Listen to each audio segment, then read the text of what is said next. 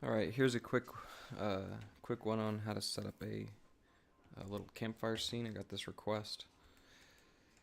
So I just modeled a couple of little log type objects here in a single mesh. Then what I'm going to do is add a smoke simulation and set this as a flow. And change this to fire and smoke. Then I'm going to add cube. This is going to be my smoke domain. So we're lined up here. And I'm going to make this a bit taller so I can get a nice column of smoke here. Alright. And then set this as a smoke domain.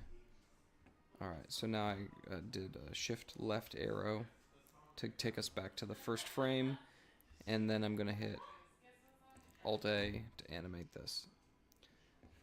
So that's a bit much, so we're going to come in and change some of the settings. We can change the speed, the simulation that kind of slows that down. We can change some of the settings here on the speed there.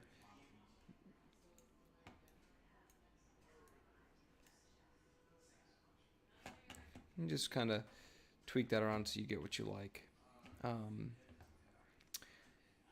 You can change the verticity of the smoke, some of those things. Then also here,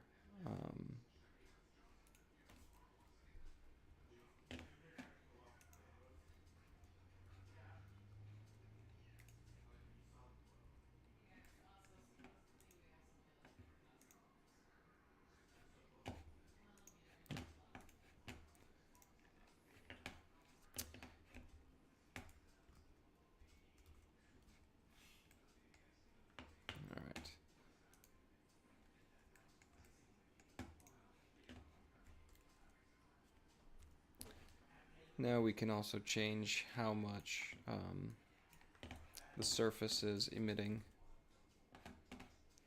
And as you can see, this can really dial back. And for our little campfire here, we probably want this to be relatively small. So that looks pretty good right there. Now the next thing you're going to want to do, I would really suggest doing the current version of 2.79 so that you can get the principled volume shader. Otherwise you won't have this, so I am using that current download. So I'll jump into the node editor, and with the domain selected, I will go ahead and add the principled volume shader. Connect that to the volume. Alright. And if you turn up the black body intensity, that will affect the color of the flames coming out here. So just those basic settings. Really, at its simplest, that's about all you need to do. You could, of course, change the absorption color of the smoke. That's going to make it, if you make that gray instead of black, it's going to thin that up a bit. So, all right, I'm going to go ahead and frame this up.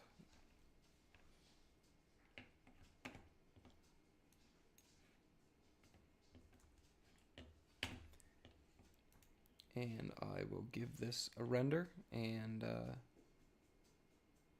we'll jump forward so that you can check out this render at the end.